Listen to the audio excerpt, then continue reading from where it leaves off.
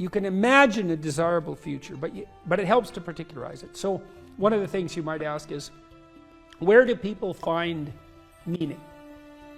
And the answer is, well, in multiple places. Here's some places people typically find meaning. So if clients came to me and they were depressed, first of all, I'd try to find out, are you depressed? Or do you just have a terrible life, or some combination of those two? And you might ask, what's the difference? And that's a really good question.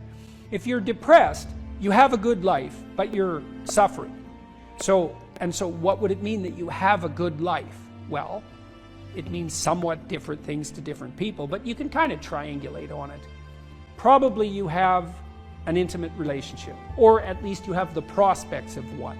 So at least you want one, and you believe that maybe you could have one if you don't have one, and probably if you have a good life, you have one. You have some friends. They're real friends, right? You have some family members, children perhaps, if not children, parents and siblings, or perhaps both, grandchildren. You're nested inside a family, and your relationships with your family are desirable.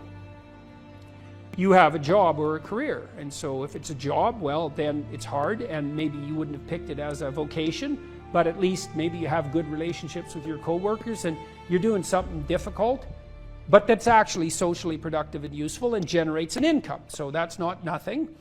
You're educated to the level of your intellectual capability, or you have plans to do so. You're taking care of yourself mentally and physically, and you have a strategy for dealing with the realm of signal temptation, drug and alcohol abuse and sexual misbehavior and that sort of thing.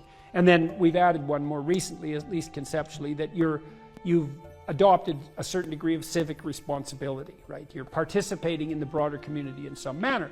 And if you're doing none of those, my life is meaningless. Are you doing any of these? No. Well, that's why it's meaningless. Those are the domains of meaning.